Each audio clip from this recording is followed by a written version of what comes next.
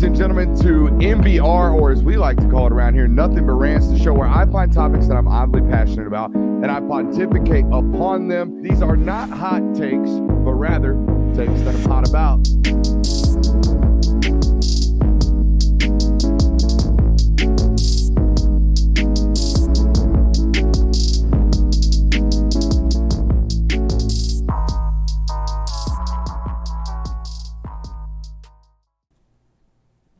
Welcome in, ladies and gentlemen, to our preview show for the Big Ten Conference, or as we like to call it around here, the Can Penn State Make It Interesting Conference, or the I wish my favorite team was in the Big Ten West Conference. Welcome in. We do have a big show for you guys tonight. We're going to start with our predictions. We're going to talk Offensive Player of the Year, Defensive Player of the Year. We're even going to talk some best tandems in the sport tonight. Venture outside the Big Ten. So not all Big Ten related tonight. If you're a Michigan fan, Ohio State fan, Penn State fan, Wisconsin fan, boy, do I have a show for you. If you're anybody outside of those four names I just mentioned, I'm sorry. We're probably not going to do much talking about your football team because, well, no one really is, okay? This is a very top-loaded, heavy top-loaded conference. The bottom end of it, not all that great. You're making a face on me. Dude, you're coming for the neck of all of them already, dude. I mean, I'm being honest. Let's be honest. Do we think anybody outside of even like Penn State, Wisconsin's the fourth team, okay? Anybody else making a run at this conference? No. Probably not. Okay, then. I don't think it's mean. I don't think it's mean to say Iowa, it's okay. I don't think it's mean to say Purdue, it's okay to be 7-5. I don't think that's mean. No, yeah, it's not mean, but continue. I mean, boil her up, baby. Is that them? Yeah. That's what I said, right? Yeah. Sorry? It's a great way to start. But honestly, like, do we really have a Big Ten pull? No, not quite. But if we do, Michigan fans will be digging the YouTube. Ohio State will be digging in YouTube wormholes, right? Maybe Nebraska. Nebraska got a big old fan base. Badger fans are going to be liking it. Yeah. So, the gambling, for sure. Shouts out to Prize Picks. PrizePicks.com, promo code Brooks, 100% deposit match. That was smooth. What you did right there. I'm seeing you on the move. Hey, let's not waste any time. Let's go ahead and get right into it. We're going to do our predictions very similar to the way we did our SEC predictions, okay? These are cumulative scores. When I give you out these rankings, these are me and the boys' standings, cumulative scores, okay? So every, you get a 1 score, you get 8, you get 7 points, you get 2, you get 6, on down the line, all right? So here's how this worked out. The East, the Big Ten East, last year of conference divisions for the Big Ten, they're going to go to a round-robin style next year when USC and UCLA get in the mix, as well as Oregon and Oregon, who else? Who just joined them? I'm an idiot. Oregon and Washington, right? Washington, sorry. Mine's not working all that great tonight. Hey, East, here's how we broke them down. Michigan, we got them finishing first, even though Ohio State made a good pull here as well. Penn State finishing third. Maryland finishing fourth. Michigan State in fifth in our rankings. Indiana sixth. Rutgers finishing seventh. Boys, I have an interesting little conundrum that we're going to talk about. I think it would not only be awesome, I think it's plausible that Michigan, Penn State, and Ohio State share common losses amongst the three of them. I think there is an opportunity for Penn State to beat Michigan at home and Ohio State to beat Michigan to beat Ohio State at home or on the road.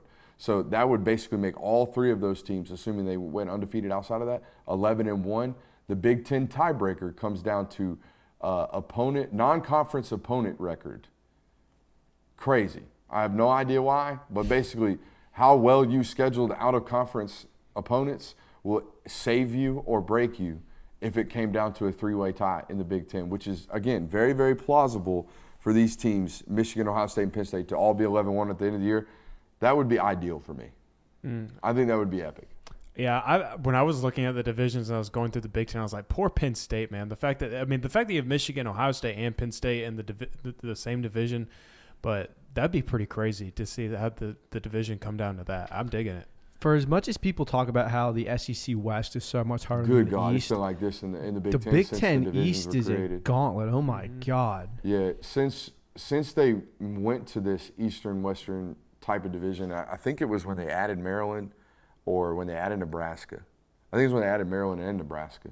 They realigned these conferences like this, and they had to do this because Michigan and Ohio State had to remain on the same side because of their rivalry. Now, why in the hell they threw Penn State in that mix as well? Yeah, that's what I'm saying. I don't understand. The conference would have been far more balanced had you slid Penn State over there with Wisconsin, left Ohio State and Michigan on one side, Penn State and Wisconsin on the other side, and then you actually have some parity year in and year out. Now it's, hey, poor Penn State, can you get over both big brothers? And, yeah, we got a great game late November that Ryan Day's trying to get pushed to mid-October because he doesn't want to play his biggest game right before, college football playoff selections. But that's neither here nor there.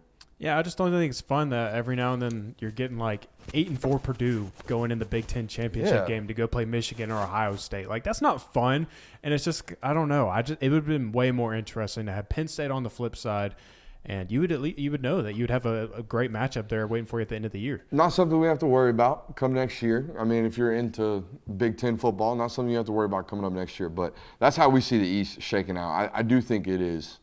It's the most interesting and intriguing division in all of college football. I think the conference with the most parity this year is the Pac-12.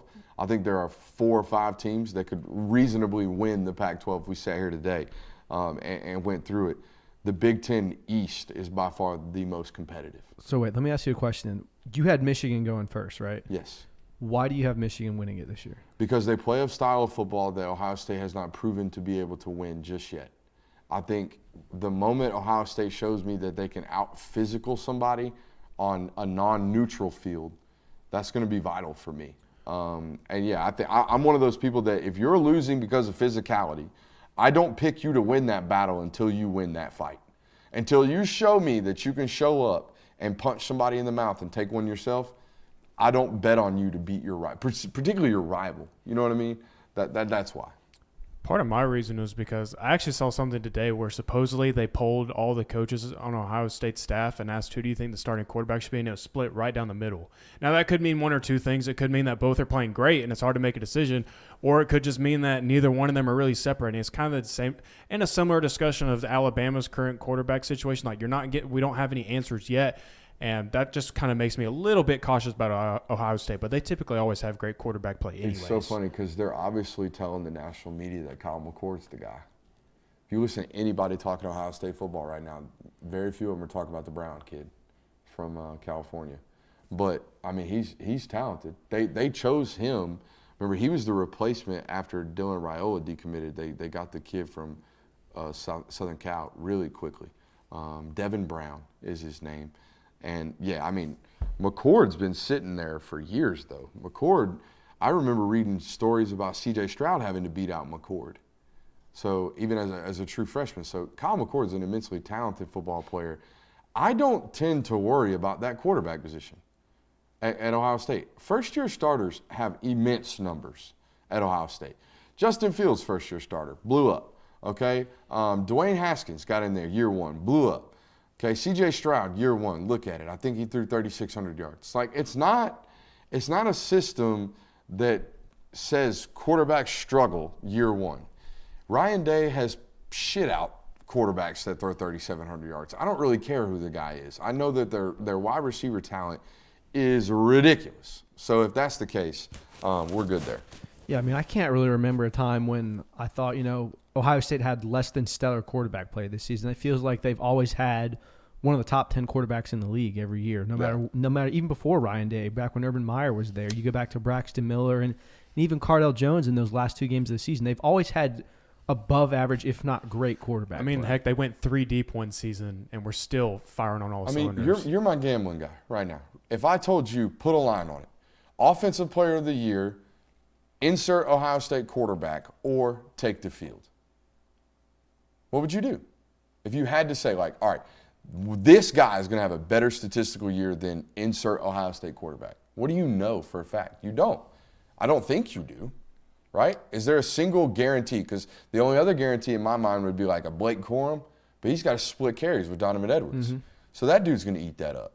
If I said today, guaranteed 3,700 yards, 35 touchdowns, and 40 total touchdowns out of the Ohio State quarterback room, you're writing that in ink. Yeah, you know that's happening absolutely. For a fact, no matter who it is. So it's a quarterback battle that is has the most questions on it outside of Alabama in terms of the national title contention discussion, but it's one that has the fewest concerns about, in my opinion, from the long run. Shouts out to the chat. Always, I think that's what you were smiling about over there. Always got good suggestions. Always showing love. Make sure you're hitting that thumbs up button, especially you, Marion Campbell. That's my guy right there. He's always in the chat. He's always willing to let us know. Stern with the coaching. You know what I mean? Coach Campbell, baby. Coach Campbell. Stern with the coaching. Yeah, that's how we see the East. We haven't even started with the West yet, have we? No. All right, let's go through the West. The West actually shook out exactly how my rankings did after we took the cumulative scores.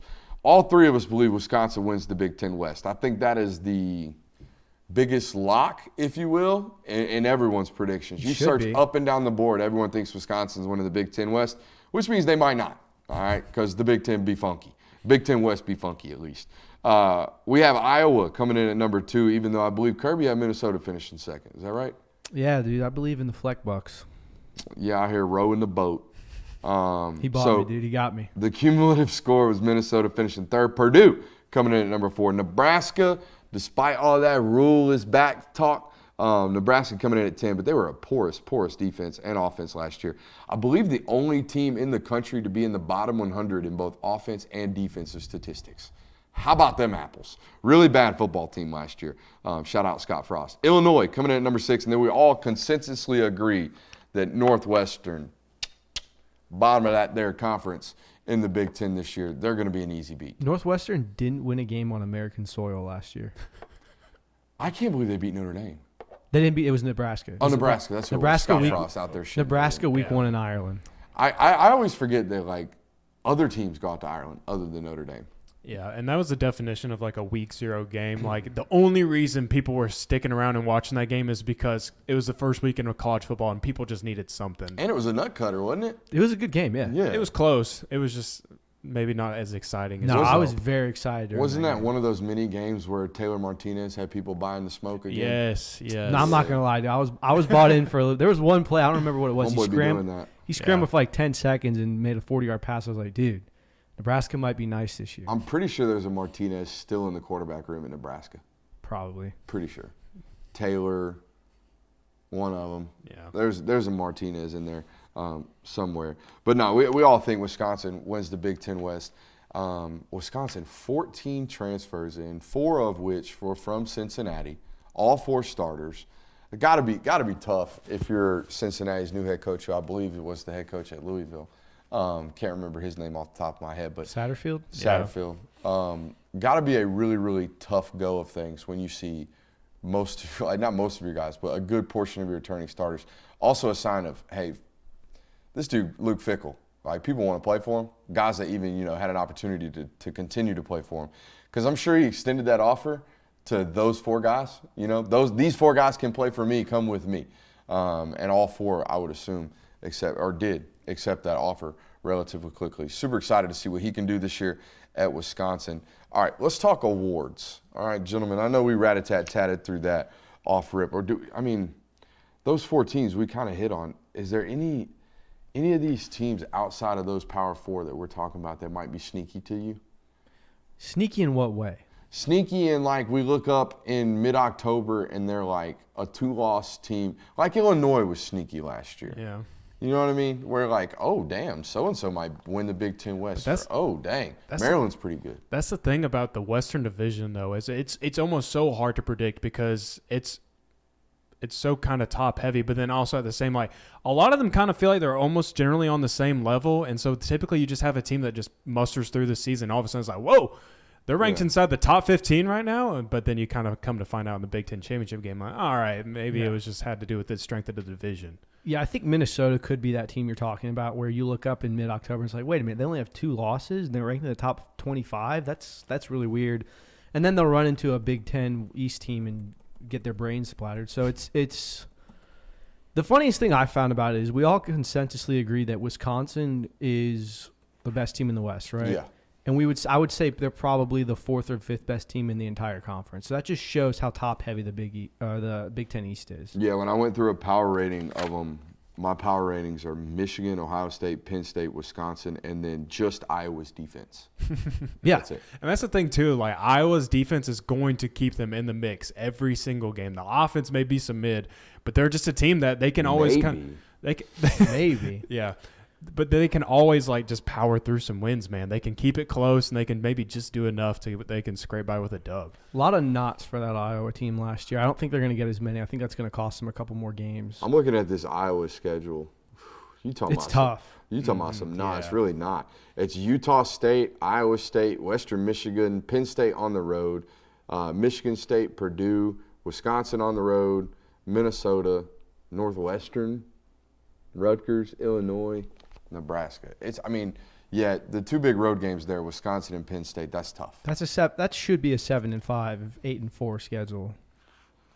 But yeah, then for most football teams. But again, that defense, it's impossible to understand because they get put in such shitty field position all the time. Yeah. Like all the time. It's like, all right, get out there, defense. They only have 45 yards to score. All right, we'll hold them to 3. Oh, man. It's very weird when you have an offense that has the production of a 9th grade JV team. Yeah. Combined with probably what would be one of the top 10 defenses in the country. It is, and no, perennially. Yeah, but I is mean, a top imagine 10 like you defense. said, if they didn't have 20-yard drives because you fumbled again. I'm just telling you right now, if you're on any gambling site that has or allows you to bet team totals, every single non-Power 5 game that Iowa plays, you need to be hammering offensive scoring, all right? Because they're trying to save that daddy's son's job up there on that offensive side of the football. Dude, they're going to be putting up 80 on them. 25 points.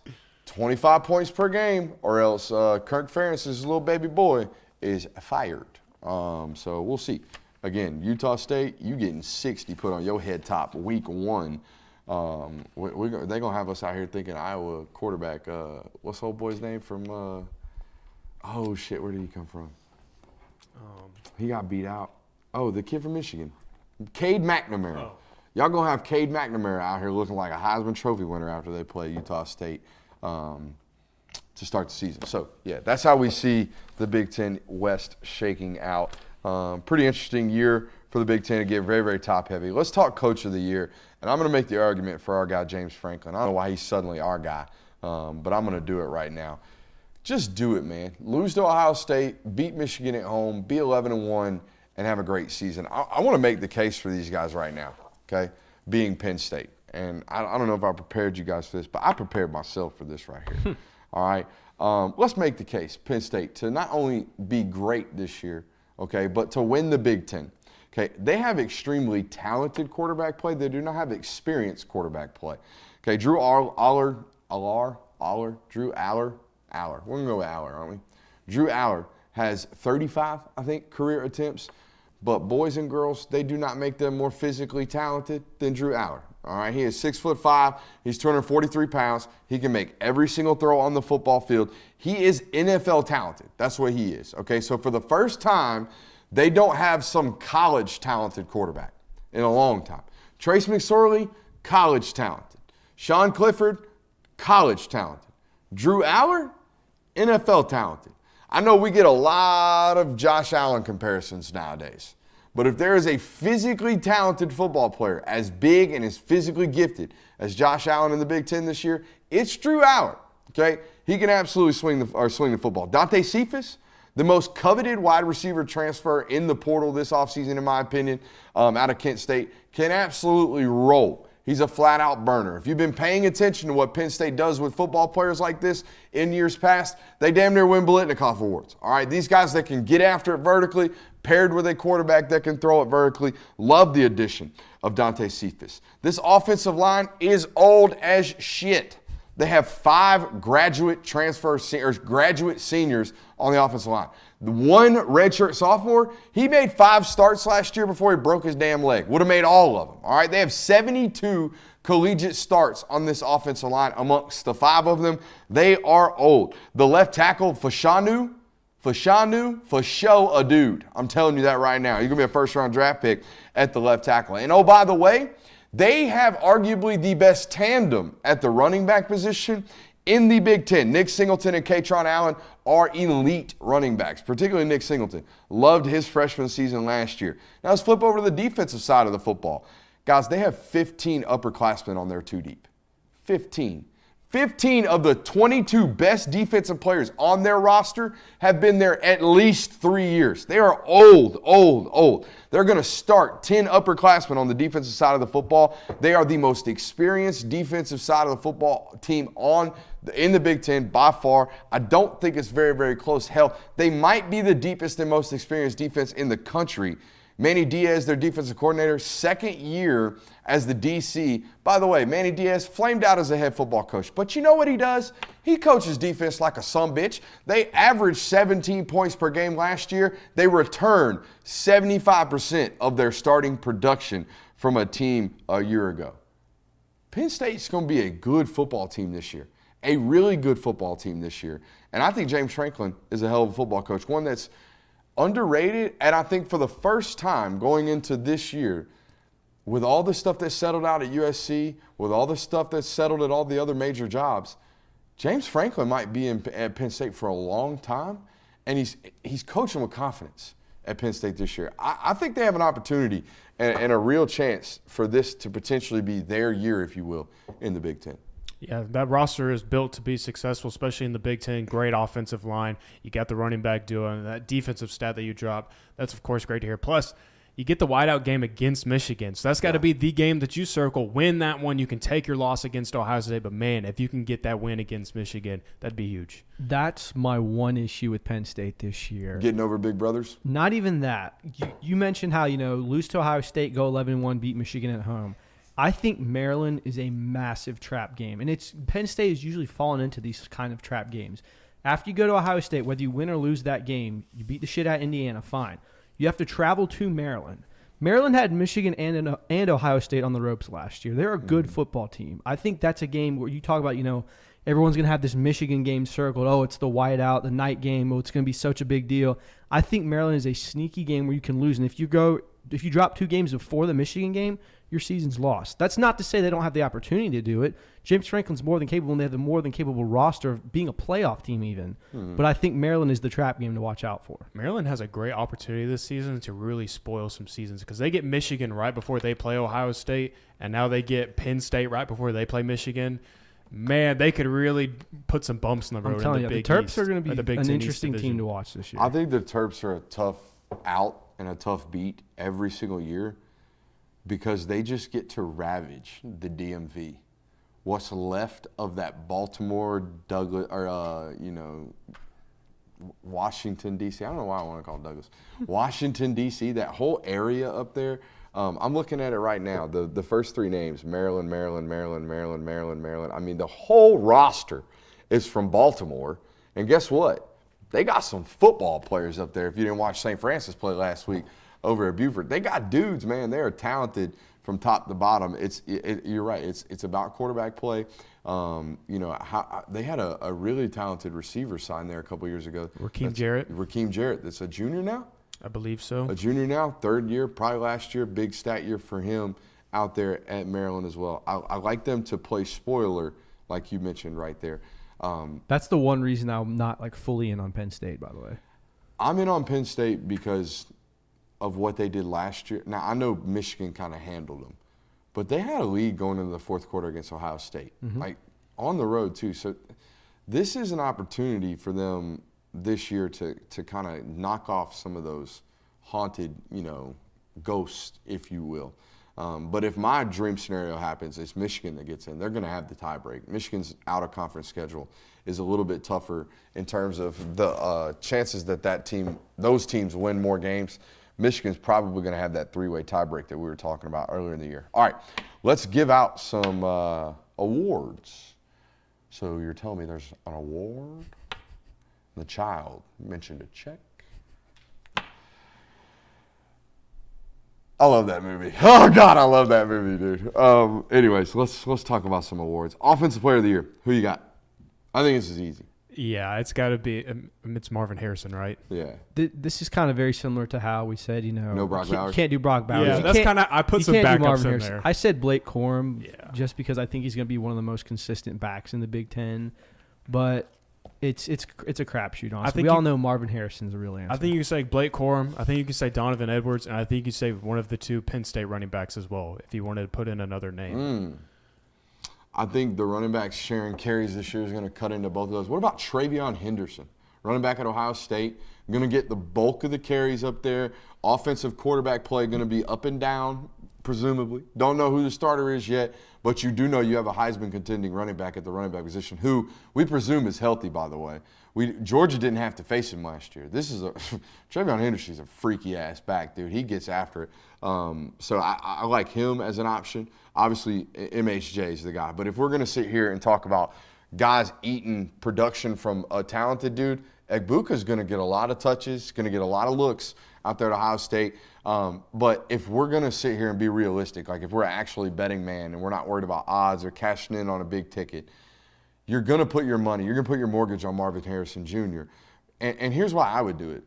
Most guys would be worried about a known commodity like this at the receiver position getting double teamed or getting taken out of game plans. Not just because Egbuka's on the field, but because of the system that Ohio State runs. It's impossible to just remove guys like this, right, from what Ohio State does. Think about what they've done in years past. Now, granted, they've always had multiple targets, but even when Georgia was getting cooked last year by Marvin Harrison Jr., you know what wasn't an option? Double teaming him. You can't do it. They don't allow you to. Schematically, they play with so much space and so much pace that you're not going to be able to just single out one dude and take him out of the equation. So Marvin Harrison Jr., obviously an easy bet there. He would be my solid pick. I do like I said, Travion Henderson as an option here. Love the mentions of the Penn State running backs. Love the mention, obviously, of both running backs from Michigan. I do think that the idea of carries getting split and production getting split, I think if we're going to pick one, let's go with Travion Henderson and nail him down there. Defensive player of the year. Boys, who do you got? I got some Jerzan Newton from Illinois. Last season on the defensive line, he had 62 tackles, 14 tackles for loss, and 5.5 sacks, and he's back for another season at Illinois. One more time with that name? Jerzan Newton. First team name. Absolutely. Man, this sticker is dangerous, but I sure do love Fig Newton. There's a cornerback on Indiana named Tywan Mullen. Uh-huh. I don't know if he's going to be the defensive player of the year, but I think he's going to pop on a lot of people's boards come mid-November. You're like, oh, wow, he might be a first-round cornerback. Long rangey? Long. How long? I'm not sure exactly. How long we talking? We talking 6'3" wingspan? Talk dirty to me. I don't know. Tell me we got one of those. We got one of those? We all want You'd have to look him up. I've seen a couple of highlights One of more him. time with the name? Tywan Mullen. Tywan Mullen. I got it. Go ahead. But, yeah, I mean, I can look him up too, but. You got it. So, yeah, a solid little suggestion there. I got one for you. JT Tuimoloau.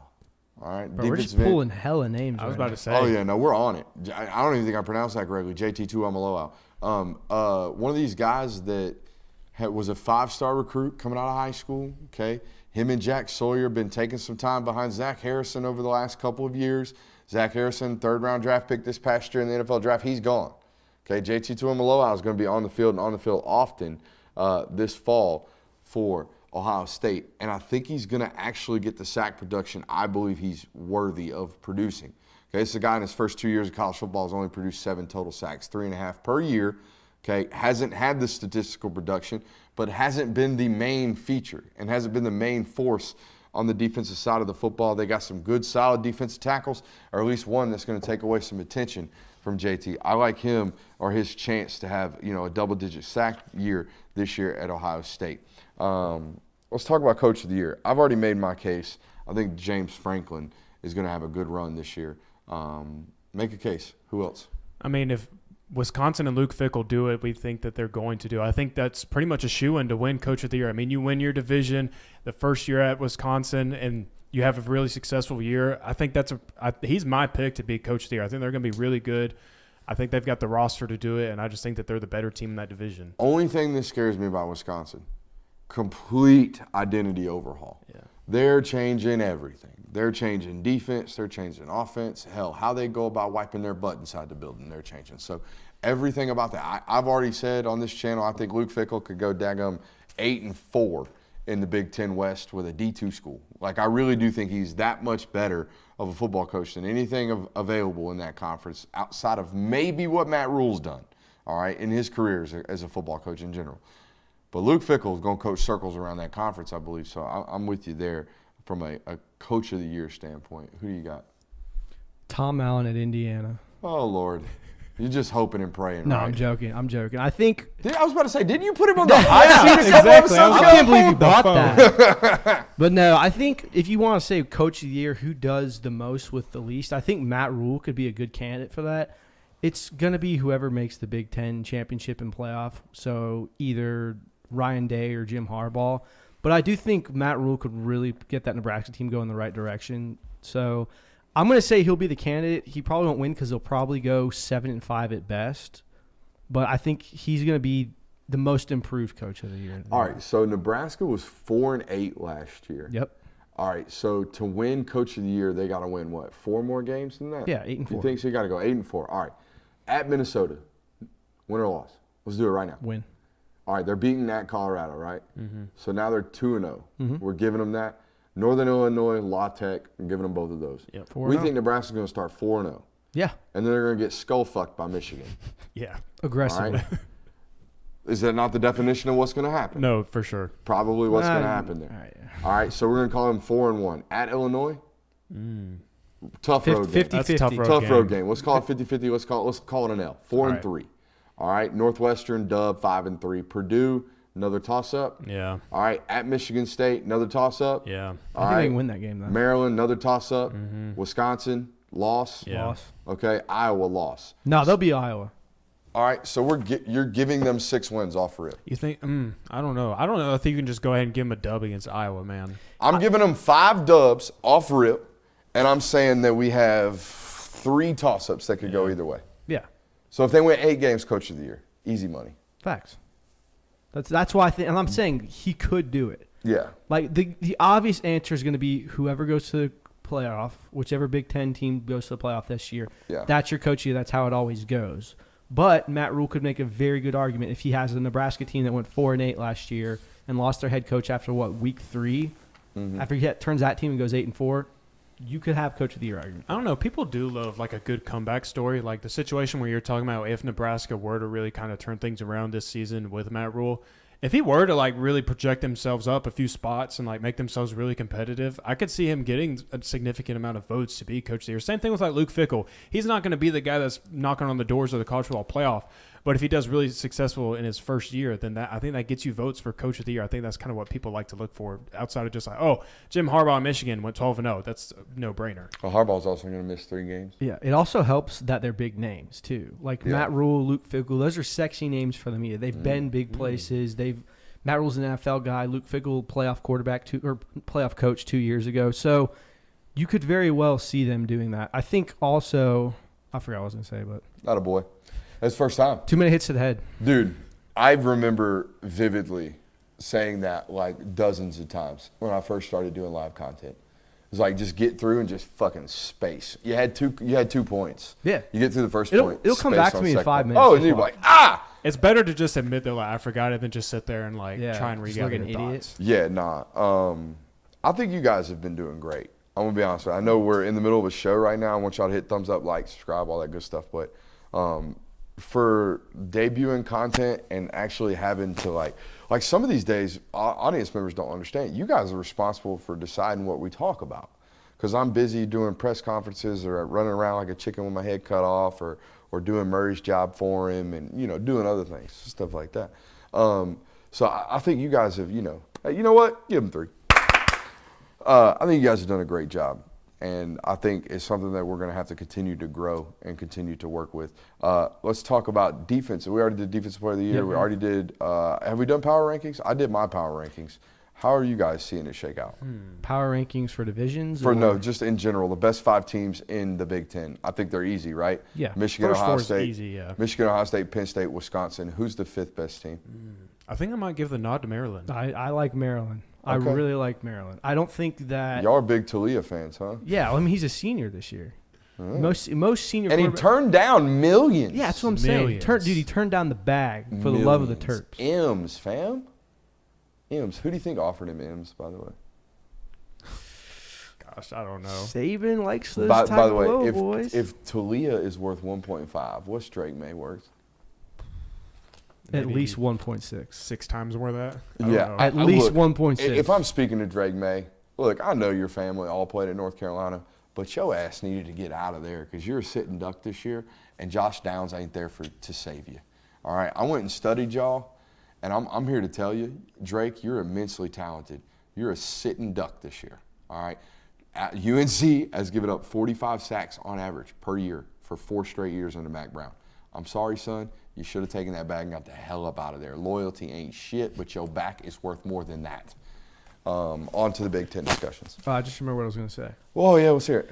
It was about Matt Rule winning the Coach of the Year. They were ready to give Scott Frost the Coach of the Year at 2021. They were talking about how he's the best 3-8 team or 3-9 team ever. It's like, oh, they lost every game by 1 point. What a dream it is to suck at your job and be up for nominations of awards. Yeah, they were talking about how Nebraska's going to turn around. Watch. There were a lot of people saying, hey, watch Nebraska. They barely lost every game last year, and they fucking sucked. I love it. We barely lost. Moral victories. It's like I know we're crossing paths here again, but it's like the Texas conversation. Texas lost 5 games last year by 1 score. Are you a good football team, or are you a bad football team? Yeah. If you're constantly losing close football games, I think you're a bad football team. I think you're poorly coached, at least. I think there are things down the stretch that you consistently do that lead you to losing, and that's not great, Bob. We got anything else? We do have best tandems in college football. Oh, We'll talk about those. yeah, this is a good topic. duos. All right, so here's the rules.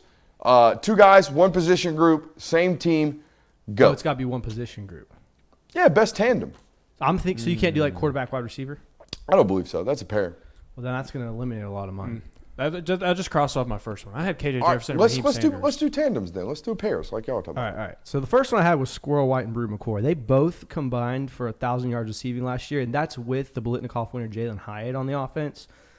Joe Milton's going to be looking for receivers with experience. They're going to be getting a lot of touches this year. Going to be a big problem for defense. You're saying the 2 combined for 1,000 yards total. Yeah. I thought you were saying they both had 1,000 yards. No. They both combined. Combined. Yeah, and I think Brew was hurt for a couple games too last year too.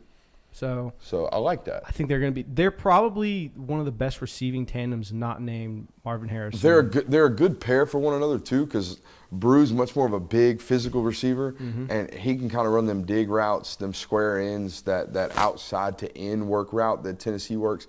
And Squirrel's obviously that explosive that will handle that Hyatt type of ability. Think very much so Cedric Tillman, Jalen Hyatt combination that Tennessee's had in years past. What else you got? I got a wide receiver combo as well, but I went Jalen McMillan and Roma Dunze out in Washington. They combined for 2,243 receiving yards. You talking my shit now. Yeah. You talking my shit. I was up late, might have been chasing, was up late this past fall, and I see this Roma Dunze guy.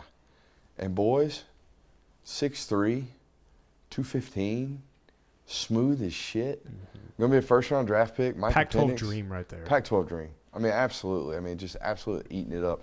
I got one for you. Let's go our guys up at Penn State, the running backs up there. I wrote them down here. I wrote them down somewhere. Can't believe I just did this. For you. Katron Allen and Nick Singleton. Yeah, those guys right there. Katron Allen and Nick Singleton. Both sophomores. Got another year of this tandem up there at Penn State. I remember Nick Singleton was down at IMG Academy, and I just remember him popping all the time. Shared a running back room with Lavassier Carroll. Y'all remember that name? Oh, yeah. And he was the featured back, and Lavassier was actually the higher ranked, but Nick Singleton was far more featured in that backfield up at IMG. I think that's an elite actual tandem, not a pair. Yeah. What else you got over there, Kirby? All right, going back to Pac-12 love, Bo Nix and Troy Franklin. Troy Franklin had almost over 900 receiving yards last year. Bo Nix is a dark horse for the Heisman candidate, so I think those two are going to light up the Pac-12. Also lost one of their primary receivers, Dante Thornton, to the transfer portal. He's at Tennessee now. So, yeah, your guy you mentioned there is going to get a lot more of a carry and a workload. What was the Bo joke you had? No, I was just gonna say, like, man, I'm gonna tell my grandkids about the Bo Nix 5-year Heisman campaign, calling him a dark horse. He's been a dark horse for the last 5 years. So not that he can't win it, but I'm just saying it's been going on for a long time. My other one of the other ones I had again. Let it bow, man. Just let it bow. That's a new one. Let it bow. My other one that I had, this again isn't like a duo at the same position, but KJ Jefferson, Raheem Sanders. I like that combo right there. Both run physical dudes. I think they could do some damage out there. Raheem Sanders and the backup running back, Rashad Dubinion from Cedar Grove. Rashad Dubinion, kind of freaky, all right. Make you miss and kind of run you over. Gadget back, too. That's a nice little tandem in the SEC. You said you had 5 of them. Yeah, I got more. Let's hear them. This is my favorite pick. No Harrison and Egbuka. I'm going to start with That, all right, that on was my too list. obvious, though. It was too That's obvious. kind of the obvious. ones, I got that. the ones that are obvious, Mine. it's like, so this is my favorite pick. Harold Perkins and Mason Smith. Yeah, I thought about them. That's I nice. really I was leaning towards JDJ and Smile Mundan, but I think Mason Smith and Harold Perkins are going to be elite on the SEC. I also think linebacker the core. target, this would make most sense. If I told you Kirby Smart and Ron Corson had the timeline set for the second half of that, who do they play before South Carolina? They played Ball State, Ball UT State, Martin. yeah. Second half, Ball State, we just got to have Smile get out on the field and be ready, and he's got to be ready for South Carolina. I don't think the start date for Smile Mondon, what I'm trying to say, is the start of the season. I think it's the start of the SEC calendar. If I were trying to get that guy back on the field, I would not be rushing him onto the field. So that type of tandem for this type of discussion is only going to get to play 10 games. Best case, in my opinion. Yeah. So. The actual Georgia duo that I went with was Malachi Starks and Javon Bullard back there as safety. I like that duo a little bit better than I probably would. I got a better one than all that. Tate Ratledge and Amarius Mims. That tandem is going to create some holes this year on that right side of the offensive line. J.C. Latham and Tyler Booker at Alabama, another good combination Murder at right ball. guard, right tackle. Murder ball. Murder ball. We know ball. How about that? Just out here. Rattling, rat-a-tat-tatting. You got more tandems? The last tandem I had is Jordan Travis and Johnny Wilson. Jordan Travis is a Heisman candidate. Johnny Wilson's 6'7". The hybrid wide receiver tight end that they try to keep selling me on. He's going to be a problem. He's kind of this year. nice. He's going to be a problem this year. How about going with the SEC? Who's the guy that's going to be beside Barrett Carter at Clemson? There's another linebacker. Trenton Simpson left, so it's not him. I'll look Can't it up. remember who Keep the other going. guy is. But yeah, Barrett Carter and the other linebacker that Clemson has, I think that's another duo you can throw in there. You said Florida State, so that made me start thinking of ACC teams. I think that's another really good tandem that they got out there. Yeah, we haven't given the ACC any love tonight, but No. Jeremiah Trotter. Yeah, that's it. I think that's a really, really good tandem. Clemson always has really good linebackers. I think that's going to be another duo that's going to do some damage. I said it the other day. I think he's got a chance to be Defensive Player of the Year. I think he's got a chance to be the best defensive player in all of college football. Barrett Carter is an extremely fun watch. Okay, if you have no other time, just go turn some Clemson football on and watch that dude run around. Trying to think. I don't know. Any other tandems? No, that's all I got. That was my list right there. I mean, you could probably go deep into it and really, like, what do you consider? Do you want to throw in like an Adonai Mitchell and a Xavier Worthy? Yeah. Like, could you throw that in? I think that's worthy. I think that's one of a Big 12. Like, if you're thinking Big 12 wise, I think that's definitely one you could throw AD in there. Mitchell, Quinn Ewers, like, you could probably make arguments for multiple. So. I think we're good. All right, what are we going to do tomorrow? Y'all want Pac-12 tomorrow? What y'all want? Let's go Big 12. You want to go Big 12? Big 12. Big like 12, super deep conference tomorrow. Yeah. I'm good with that. Conference tomorrow. Hey, appreciate you for being here. Make sure you hit that thumbs up button on your way